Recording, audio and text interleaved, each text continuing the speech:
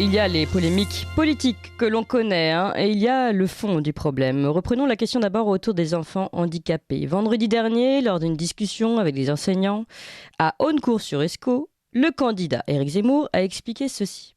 Je pense qu'il faut effectivement des établissements spécialisés. Je pense que, sauf les gens qui sont légèrement handicapés, évidemment, qui peuvent rentrer dans les classes, mais madame connaîtra ça mieux que moi, mais pour le reste, oui, je pense que l'obsession de l'inclusion est une mauvaise manière faite aux autres enfants et à ces enfants-là, qui sont les pauvres complètement dépassés par les autres enfants. Donc je pense qu'il faut effectivement des enseignants spécialisés qui s'en occupent. Établissement spécialisé, obsession de l'inclusion, il faut des enseignants spécialisés, les enfants sont dépassés. Alors la bronca générale, levée de bouclier de Mélenchon à Le Pen, là pour une fois, union sacrée, tous contre Zemmour. Marine Le Pen a jugé impardonnable de s'attaquer aux enfants fragilisés par handicap. Le candidat communiste Fabien Roussel s'est dit révulsé par la proposition d'Éric Zemmour en le comparant à une proposition de société d'apartheid. Le chef de file des députés LR, Damien Abad, qui est lui-même en situation de handicap, a dénoncé des propos scandaleux, une ségrégation à tous les étages. Oui, nous devons avoir l'obsession de l'inclusion. Je demande des excuses publiques. Pour finir le tour de l'échiquier politique, on a également entendu la secrétaire d'État chargée des personnes handicapées, Sophie Cluzel, sur BFM. Non seulement il me choque, mais je me mets très en colère et je suis consternée par cette vision de cette société que Zemmour porte. Qu'est-ce que ça veut dire? Que les enfants handicapés ne sont pas des enfants de la République, alors qu'on se bat justement pour qu'ils apprennent ensemble et qu'après ce sont des citoyens qui participent à tout, à l'emploi, à la culture, au sport. Qu'est-ce que c'est que cette vision misérabiliste? Ces pauvres enfants handicapés, mais il faut cesser cette vision totalement compassionnelle et puis excluante. Ils prônent quoi? Ils prônent qu'il y a des enfants qui sont capables et des enfants incapables? Non, la société, elle porte justement une école de la République qui fait la place à tous ces enfants. Vision misérabiliste, clame Sophie Cluzel, donc face aux cris d'orfraie, aux pudeurs de gazelle. Éric Zemmour a répondu, lui, sur YouTube, de nouveau, avec une vidéo, là, adressée aux parents d'enfants handicapés. Écoutez-le, il a posté dimanche. Tout d'abord, si les enfants handicapés sont aussi maltraités par l'éducation nationale, c'est en grande partie à cause de l'idéologie égalitariste. C'est une idéologie hypocrite qui détourne l'égalité pour nier les cas particuliers, qui refuse de comprendre que chacun de vos enfants est unique et qu'il faut lui apporter la solution qui lui correspond. Vouloir tous les traiter de la même façon n'efface pas les inégalités.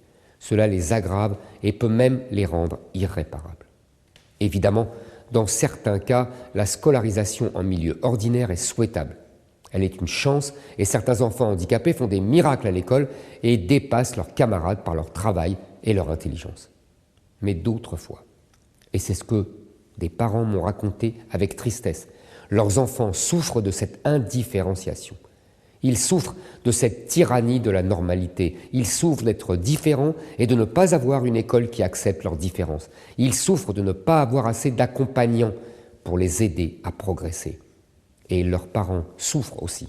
Ils prennent cela comme un échec. Ils ont peur de devoir porter cet échec toute leur vie et regrettent de ne pas avoir choisi un cadre scolaire adapté. Voilà, donc vous voyez Éric Zemmour qui 2 jours après adoucit, légèrement arrondi, on va dire, son discours. On l'a compris, en tout cas, derrière cette polémique, il y a des pensées politiciennes. Mais nous, ce qui nous intéresse, c'est la situation des enfants handicapés en France.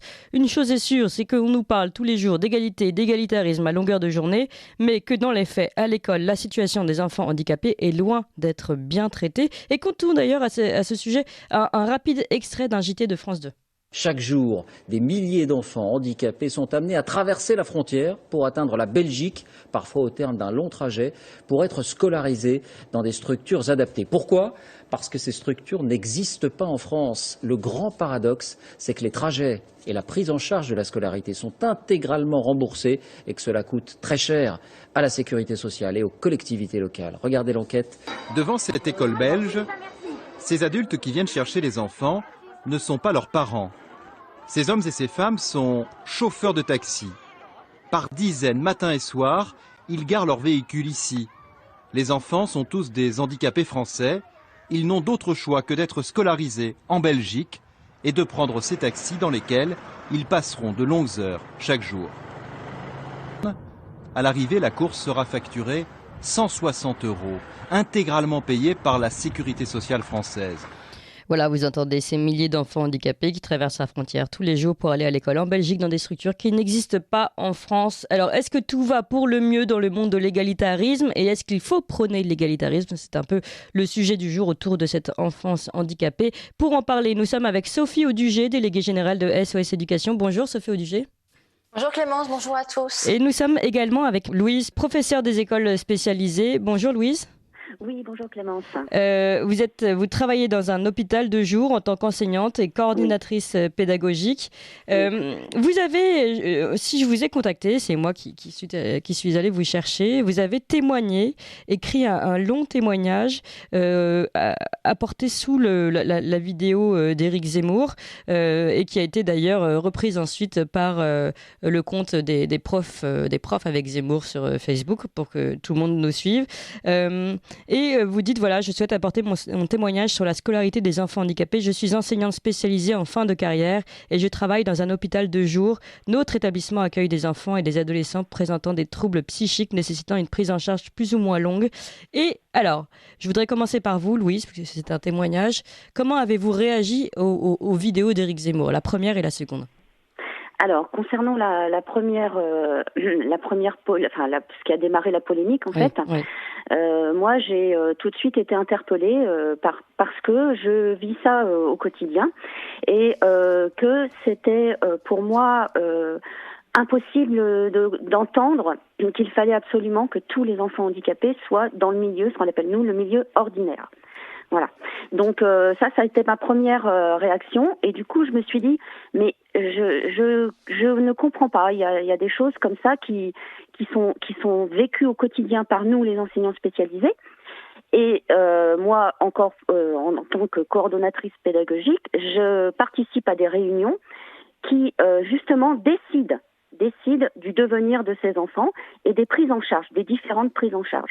Et dans ces moments-là, on demande aux professionnels qui sont autour de la table leur avis sur la suite, entre guillemets, la suite à donner et ce qu'on peut proposer aux enfants parce que justement, ça ne va pas dans le milieu ordinaire et qu'il faut vraiment agir très vite, au plus vite possible parce que ça se passe très mal en classe. C'est ça le démarrage des discussions. D'accord. Donc, ce que vous voulez dire, c'est que finalement, tout le monde n'est pas adapté au système scolaire, on va dire, classique. Et que vous comprenez finalement le fait que certains candidats, comme aujourd'hui Éric Zemmour, parlent de nécessité de structures spécialisées. Bien sûr, tout à fait. Et pour la prise en charge... Et c'était pas pour vous, il n'y avait pas un côté condescendant ou misérabiliste? Mais non, pas du tout. Pour moi, ça reflète la réalité. Parce qu'ensuite, je suis allée écouter justement la vidéo d'Éric Zemmour qui s'adresse aux parents et qui relate exactement, oui, effectivement, il y a des enfants qui peuvent rester dans le milieu ordinaire avec une prise en charge particulière, qui peuvent parfois rester tout le temps scolaire, toute la semaine, avec un accompagnement, oui. Il y en a très peu et souvent ils ont besoin d'autres prises en charge, de prises en charge psychologiques, de prises en charge d'éducateurs spécialisés et dans ces moments-là, ils ne peuvent pas rester dans le milieu ordinaire et souvent j'entends mes collègues enseignantes. Parce qu'avant d'être enseignante spécialisée, j'ai été enseignante dans le milieu ordinaire. J'ai vu les enfants passer et j'ai vu le démarrage des prises en charge. Oui, effectivement, ces enfants avaient besoin d'une prise en charge particulière. Ils peuvent revenir dans la classe, mais la plupart et alors après, nous avons ce type d'enfants qui vraiment présentent vraiment des troubles trop importants qui ne leur permettent pas d'être dans la classe au quotidien. Alors, on va continuer avec votre témoignage et votre expérience, Louise, mais nous sommes également avec Sophie Audugé, déléguée générale de SOS Éducation. Sophie Audugé, vous travaillez aussi beaucoup sur ces problématiques d'accueil de l'enfance handicapée dans les écoles. Quel est votre point de vue sur cette prise de position d'Éric Zemmour?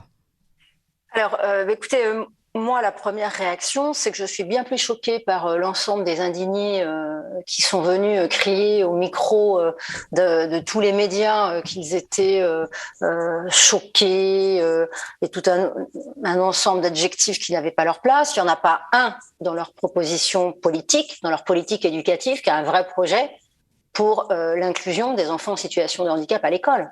Enfin, ça, par contre, c'est extrêmement choquant. Oui, c'est une forme d'hypocrisie, oui. C'est une hypocrisie absolument totale, évidemment.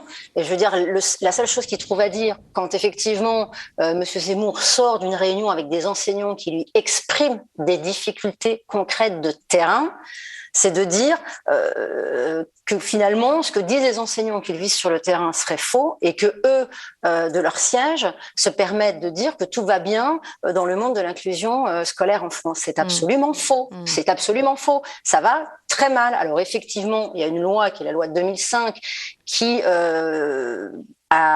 si vous voulez, définir un droit aux parents d'avoir une place dans leur école de secteur.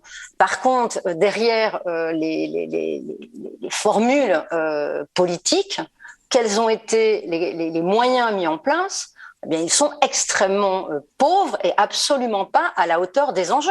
Par contre, la conséquence que ça a eu notamment, c'est de fermer ou de limiter des dispositifs préexistants qui prenaient en charge ces enfants dans un accompagnement qui était effectivement plus individualisé.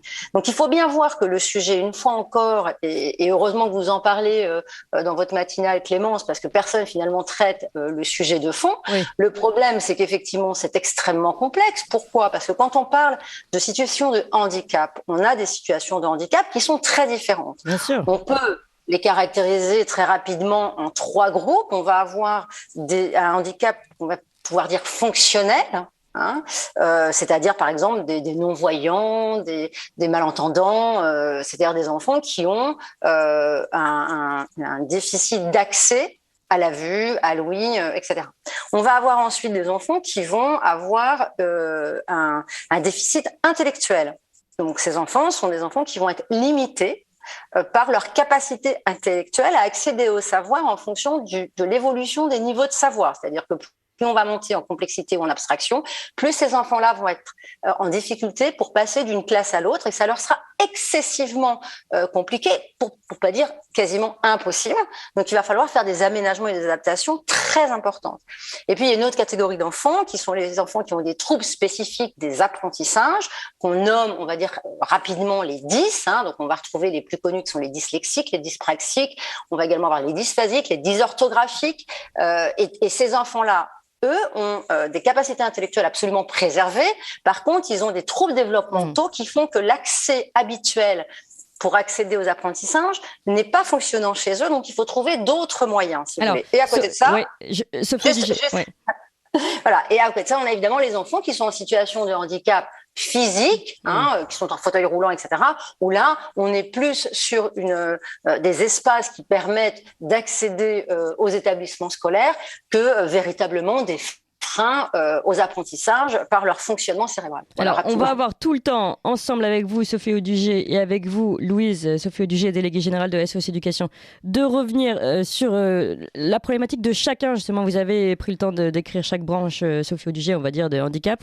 On va revenir sur ces problématiques, évidemment. C'est très important, en effet, d'en parler, au-delà de la polémique autour d'Éric Zemmour. Et nous retrouvons notre table ronde autour des enfants handicapés, des écoles spécialisées. Est-ce que l'égalitarisme, cette belle notion d'égalitarisme, est-ce qu'elle fonctionne vraiment ? Est-ce que l'inclusion fonctionne ? C'est la question qui a été d'abord posée par Éric Zemmour, mais nous, on en parle plus largement. Et on se tourne vers des spécialistes. Ligne droite. Chevalier de la table ronde. Oui, oui, oui. Non, non, non. La table ronde. Et je suis toujours pour aborder ce sujet avec Sophie Audugé, déléguée générale de SOS Éducation, et Louise, professeure des écoles spécialisées, qui travaille dans un hôpital de jour en tant qu'enseignante et coordinatrice pédagogique. Alors, Sophie Audugé, vous étiez en train de nous décrire. Donc, il y a le handicap fonctionnel, comme les non-voyants, le déficit intellectuel, le trouble spécifique et le handicap physique. Alors, en effet, c'est vrai que quand on dit handicapé, ça veut rien dire, en fait. Enfin, c'est tellement large. Comment ça fonctionne ? J'imagine qu'il y a pour chacun, il y a des aides différentes. Alors en fait, il y a surtout des diagnostics qui sont posés. Effectivement, quand vous êtes, si on parle en fait des troubles spécifiques des apprentissages, ce sont des diagnostics assez pointus qui vont se poser sur l'enfant après un certain nombre d'années. C'est-à-dire que si on prend le plus connu, qui est celui de la dyslexie, quelque part, il sera difficile de poser le diagnostic de dyslexie d'un enfant avant la fin on va dire la fin du CP. On peut avoir un certain nombre de signaux d'alerte, et puis sinon, c'est surtout fin du CE1 où on va vraiment pouvoir poser un diagnostic. Donc, dès la fin du CP, on peut consulter une orthophoniste qui va commencer à évaluer l'enfant pour voir si effectivement le fonctionnement, ce qu'on appelle typique d'apprentissage de la lecture, c'est-à-dire d'accès au code écrit, est fonctionnel chez cet enfant ou pas, et ce qui va permettre, si vous voulez, de poser un diagnostic précis. Ce qu'il faut savoir quand même, ce dont on parle très peu, c'est qu'il y a énormément de difficultés pour les parents à obtenir des diagnostics. Il est extrêmement difficile d'avoir accès à des neuropsychologues pour poser des diagnostics de manière sérieuse. Il est très difficile d'obtenir des orthophonistes, de faire des bilans orthophonistes actuellement. Donc en fait, parler aujourd'hui, dire qu'effectivement la situation de l'inclusion scolaire en France, il n'y a pas de problème, tout se passe très bien, c'est absolument faux. Et tout le système paramédical est également complètement englué. C'est-à-dire que le problème, c'est pas un problème de handicap dans l'école. Je voudrais quand même préciser qu'un certain nombre d'études ont mis en évidence que l'inclusion des enfants en situation de handicap dans l'école était bénéfique à tous les enfants. Donc si la question c'est de savoir est-ce qu'il est bon pour l'enfant et en situation de handicap et pour les enfants qui ne sont pas en situation de handicap d'être ensemble scolarisés. La réponse théorique est évidemment oui. Est-ce qu'il faut avoir ces enfants-là dans l'école 8 heures par jour, quel que soit leur profil et leur spécificité? La réponse est non. Moi, j'ai une enseignante avec laquelle j'échangeais de CP qui avait l'année dernière une enfant qui était trisomique et un enfant qui avait un trouble de l'attention avec une dysphasie. Ce qu'il faut savoir, c'est qu'on a également souvent ce qu'on appelle des multidys, c'est-à-dire des enfants qui ont plusieurs troubles. Eh bien, en fait, cet enfant se levait et en permanence, donc gênait la classe. Et puis la petite trisomique, c'était extrêmement compliqué pour elle de tenir la journée entière. Donc, il y a quelque part, vis-à-vis de ses enseignants, c'est sûr, un sentiment, si vous voulez, presque de maltraitance vis-à-vis de ses enfants. Et puis, je crois qu'il faut dire aussi que rien n'a été fait en termes de formation. Nous, on en a déjà parlé, Clémence, mais nous, chez SOS Éducation, on a fait un projet dans une école qu'on a accompagné pendant presque 2 ans du fait du Covid. Ça devait durer 1 an, mais on est resté 2 ans, avec une psychologue clinicienne qui est venue accompagner l'équipe pour faire, si vous voulez, un véritable projet d'établissement de l'inclusion scolaire. Eh bien, le premier travail qu'on a fait, c'est qu'on a travaillé avec l'équipe pédagogique, avec l'ensemble de l'école, sur son rapport au handicap. Quel est le rapport de chaque enseignant au handicap? Ensuite, on a fait un autre travail qui est fondamental, c'est quelle est la différence entre un trouble spécifique des apprentissages et une difficulté d'apprentissage. Très peu d'enseignants sont très formés sur ces questions-là et très peu d'enseignants confondent une difficulté d'apprentissage. Il va falloir de l'entraînement, de la vigilance. Un enfant il va falloir surstimuler cet enfant-là, mais a priori, le fonctionnement qui est le sien est tout à fait typique, donc il n'a pas d'atypie, si vous voulez, au niveau du fonctionnement cérébral pour accéder à cette tâche, qu'elle soit l'écriture, qu'elle soit la lecture, qu'elle soit la dyspraxie, par exemple, sur le travail manuel, etc., ou les rapports visio-spatiaux. Si vous voulez, donc là, il y a pas de souci, mais c'est très différent d'avoir un trouble des apprentissages où il va falloir obligatoirement comprendre spécifiquement quelle est la difficulté de cet enfant, travailler sur les outils et les moyens qui vont lui permettre de compenser ou de contourner son trouble. Il va falloir être formé donc à tous les outils de compensation, à tous les outils de contournement. Il va falloir adapter sa pédagogie, adapter les outils aussi, adapter les tâches. Il va falloir que les professeurs connaissent parfaitement les outils informatiques, connaissent parfaitement les logiciels à utiliser pour chacune. Donc, ce que vous voulez dire, c'est que tout ça, aujourd'hui, tout ça, cet accompagnement, cette formation des professeurs n'est pas forcément faite aujourd'hui. Louise, je voulais me tourner vers vous parce que Sophie Audugé a parlé de beaucoup de choses. Elle a parlé notamment presque de professeurs qui pourraient avoir un sentiment de maltraitance face à cette personne handicapée, à cet enfant handicapé, si finalement il est dans une inclusion à 100% sans régime spécifique, si je résume Sophie Audugé. Est-ce que ça, vous le confirmez? Et également, puisque vous êtes coordinatrice pédagogique, donc c'est vous qui renvoyez, si je comprends bien, vers un régime ou un autre certains enfants handicapés, est-ce qu'il vous arrive de faire des choix par défaut, puisque de toute façon, d'après ce que je comprends, il n'y a pas beaucoup de choix d'accompagnement? Alors, c'est pas moi seule qui décide de l'orientation. Effectivement, j'assiste à ces réunions que nous appelons équipe de suivi de scolarité, dans laquelle sont présents les parents, sont présents l'enseignante référente qui gère avec les parents le dossier auprès de la NDPH pour les demandes différentes de prise en charge.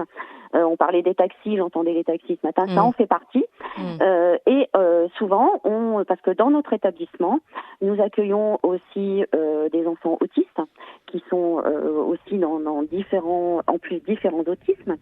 Et nous avons des enfants qui normalement devraient être chez nous à terme, puisque nous avons une action de soins. Même si nous, enseignantes, nous avons une action, je dirais, de soins éducatifs au niveau de la scolarité, c'est-à-dire qu'on redonne en gros à l'enfant qui souvent est dégoûté le goût de la scolarité. Et donc, nous faisons des préconisations, c'est-à-dire que tel enfant devrait être inscrit dans tel établissement, dans tel type d'établissement, un IME, une SECPA, une ULIS, etc. Et quand nous prenons ces décisions collégiales, nous demandons, ce sont les parents qui doivent faire la démarche d'inscrire leur enfant. Et nous leur disons, voilà, ce serait bien d'aller vers tel établissement qui se trouve pas trop loin, etc.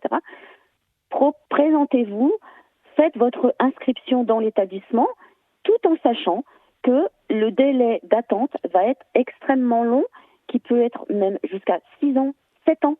C'est absolument par manque de place. Donc là, nous, on se heurte vraiment à voilà, c'est un constat. Et en attendant, ces enfants que vous avez redirigés, en attendant, ils sont où ? Donc, en attendant, alors, nous les prenons en charge. Pas complètement, en partie, parce qu'il faut que donc on garde quand même, on essaie de garder un pied dans le milieu ordinaire, mais parfois ils viennent chez nous à temps plein. Donc, chez vous, ça veut dire dans l'hôpital de jour ou... Dans l'hôpital de jour, D'accord. Parce qu'ils ne peuvent pas rester dans le milieu ordinaire. Bon, j'ai voilà le cas régulier d'enfants, même à partir de la maternelle. Dès la maternelle, nous avons des enseignants qui alertent des situations très compliquées d'enfants qui finalement font le cursus, même font un maintien en grande section et qui se retrouvent à rentrer au niveau du CP et qui sont en souffrance totale, qui passent leur journée. Alors, il y a une AVS, auxiliaire de vie scolaire, AESH maintenant, pour parler des acronymes, qui sont auprès de l'enfant, mais qui peuvent parfois passer la matinée dans le couloir. Parce que ça n'est pas possible. Et les enfants, moi j'entends les collègues enseignantes qui nous disent, mais nos enfants, les autres enfants ont peur, sont dans l'angoisse. Parce qu'il y a parfois des cris, parfois de la violence, des coups de pied, et tout le monde souffre, les parents, les enfants, les enseignants, voilà. Donc je pointe du doigt quand même l'aspect manque de place dans les établissements spécialisés, effectivement. Oui, le fait de ne pas pouvoir être redirigé, c'est-à-dire qu'on comprend bien, si on résume un peu vos propos à vous deux, Sophie Audugé, vous disiez, il y a une étude qui prouve que l'inclusion, le fait que des enfants handicapés soient avec des enfants à parcours classique se retrouvent dans une même classe, c'est bénéfique pour tout le monde. Alors, on comprend que c'est bénéfique si le système fonctionne bien, si cet enfant arrive à bien... en fait, ça dépend vraiment, c'est presque du cas par cas, quoi, ou du branche par branche, je ne sais pas. Mais c'est vrai qu'on comprend que faut vraiment faire très attention parce que ça peut aussi faire peur à certains enfants, d'autres, ou alors c'est l'enfant handicapé qui est malheureux et donc vous les récupérez dans votre hôpital de jour. Enfin, c'est une situation très très délicate et d'après ce qu'on comprend, en tout cas, il y a clairement un manque de moyens et un manque d'accompagnement, Sophie Audugé. Oui, il y a clairement un manque de moyens, puis il y a clairement un manque de volonté politique. Parce que derrière, si vous voulez, les discours pour faire bonne figure, concrètement, on ne passe pas d'un modèle, si vous voulez, vous n'aviez pas d'inclusion scolaire, à un modèle où vous allez mettre tous ces enfants avec une seule étiquette qui est enfant en situation de handicap, sans avoir formé vos équipes, sans avoir des accompagnants, enfin les AESH, les accompagnants pour enfants en situation de handicap, qui sont parfaitement formés. C'est impossible possible d'accompagner. Et cette transition, Sophie Audiger, du moment où, avant tous les enfants handicapés, d'après ce que je comprends de ce que vous dites, étaient dans des établissements spécialisés, à aujourd'hui où on dit inclusion totale, cette transition s'est faite quand ? Alors c'est en 2005, c'est la fameuse loi de 2005, qui était une loi que tout le monde a saluée, de toute manière, évidemment. Je crois que de toute façon, tout le monde, d'un point de vue, en grande majorité, on considère que c'est une bonne chose que les enfants en situation de handicap soient le plus tôt de leur vie avec les enfants qui sont pas en situation de handicap. Ça, évidemment, pour la société, puis ce sont nos enfants. C'est pas un sujet, si vous voulez. Après, la question, c'est quels sont les moyens qu'on met en face, comment on a, dans le système, on va dire, entre guillemets, ordinaire, formé les enseignants, formé les écoles, adapté les écoles. Il y a des écoles et des établissements qui fonctionnent relativement bien, si vous voulez, qui ont effectivement, comme disait Louise, des Ulysse ou des SECPA, plutôt prendre le cas des Ulysse, c'est-à-dire des unités locales pour la prise en charge de ces enfants-là, avec des personnels qui sont très qualifiés et qui peuvent, avec l'équipe enseignante, bien permettre à l'enfant d'aller faire des heures dans sa classe, ensuite revenir peut-être pour un accompagnement plus spécifique sur une matière qui est moins son domaine, où il va avoir besoin vraiment d'un accompagnement presque individualisé, etc. Il y a des choses qui fonctionnent. Mais là, ce qu'il faut dire clairement, c'est qu'il n'y a pas eu de courage politique, il n'y a pas de moyens qui sont donnés. Le parcours de ces parents, c'est scandaleux, la violence pour ses parents. Le parcours du combattant. Le parcours du combattant. Louise souriait avec les acronymes. C'est invraisemblable. Et les différences de traitement d'un département à l'autre, parce que les MDPH, elles font pas toutes la même chose. La disponibilité des gens, c'est les parents qui font tous les dossiers. Je veux dire, quand ils veulent garder leur enfant à la maison, maintenant on est en train de leur interdire l'instruction en famille, mais au secours. Je veux dire, faut être fou pour faire des modifications comme ça. Il faut avoir aucune connaissance de ce qu'est la situation de handicap et ce qu'est de la situation des familles qui vivent dans leur sein un enfant en situation de handicap. C'est incroyable qu'il y ait eu ça, si vous voulez. Donc il y a effectivement l'instruction en famille, les écoles privées hors contrat qui souvent ont des plus petits effectifs, ont des pédagogies plus individualisées. Elles, par exemple, elles ont droit à 0 € pour avoir des AESH pour accompagner ses enfants.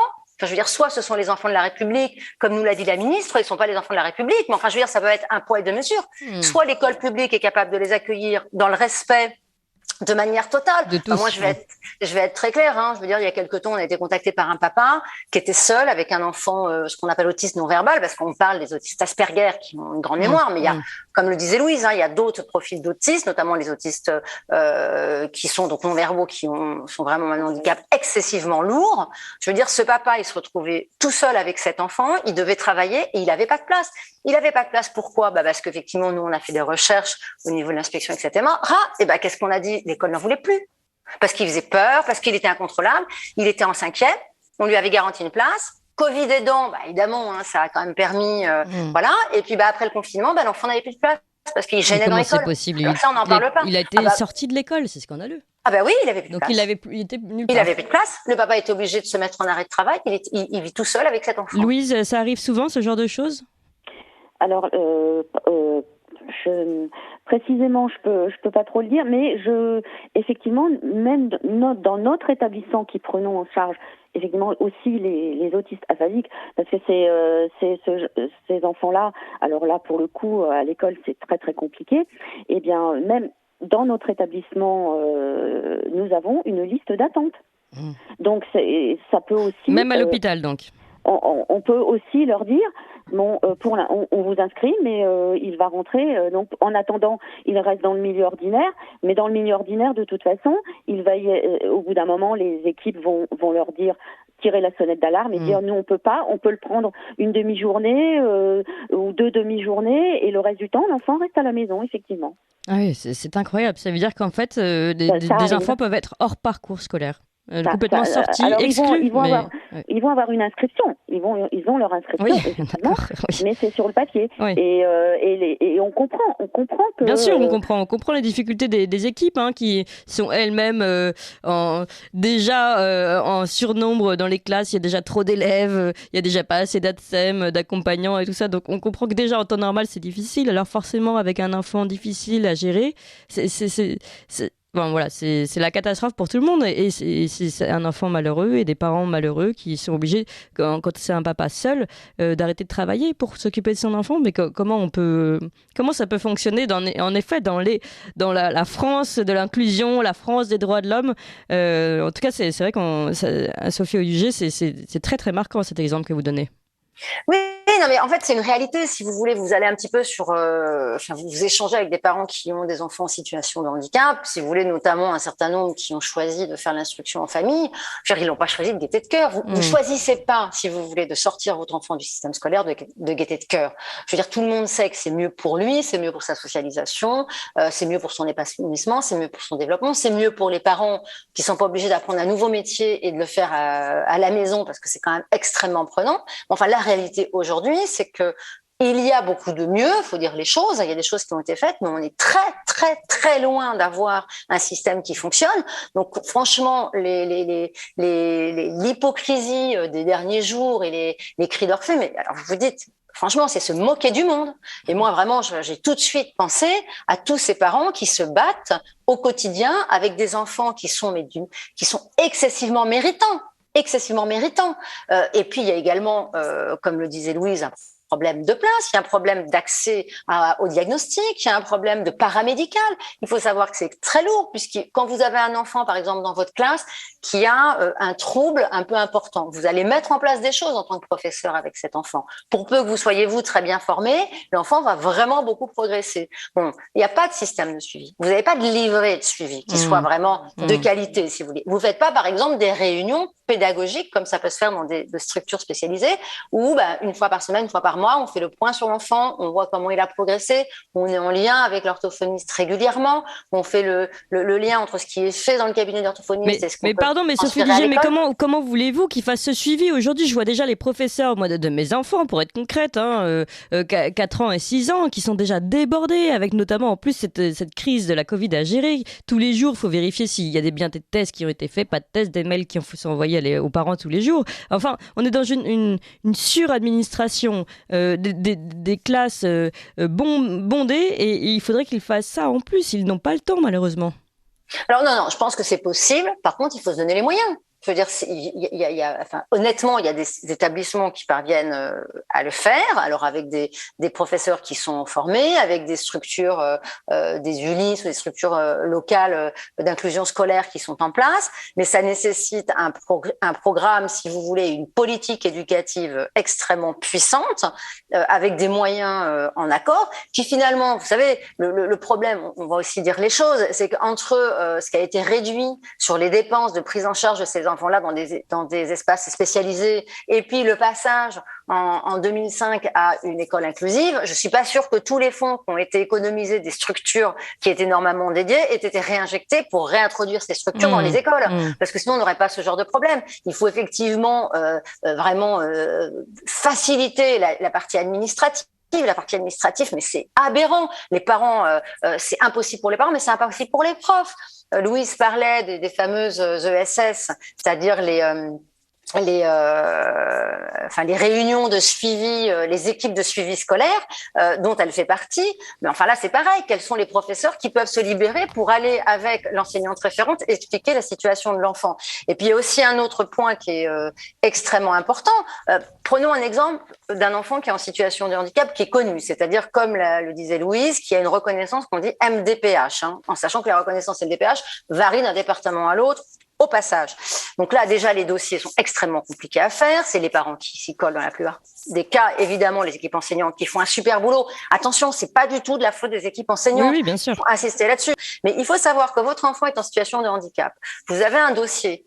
Eh bien, quand il doit passer des épreuves d'examen, que ce soit le brevet des collèges, que ce soit le bac, etc., vous allez refaire un dossier chaque année, si vous voulez. Comme si son handicap, il allait changer d'une année sur l'autre. Vous voyez? Oui, alors repasser un dossier. Lourd, oui. revérifier le médecin référent. Enfin, c'est surréaliste. Voilà. En tout cas, merci beaucoup Sophie Audugé, déléguée générale de SOS Éducation. Je vais y arriver. Louise, qui témoignait, professeure des écoles spécialisées, qui travaille dans un hôpital de jour en tant qu'enseignante et coordinatrice pédagogique. On a bien compris que l'inclusion à 100% à tout prix, c'est pas forcément ainsi qu'il faut fonctionner. Il faut faire du cas par cas. Voilà, même si on veut tous l'inclusion, il faut pas non plus être hypocrite. Et puis vous rappeliez, Sophie Audugé, cette loi de 2005 qui donc a ouvert, donc fermer les structures spécialisées pour que tout le monde se retrouve dans l'école publique. Oui, mais il faudrait que les fonds suivent et que les accompagnements suivent. En tout cas, on a bien compris. Et on a compris que les choses étaient loin d'être réglées. Merci beaucoup à vous deux.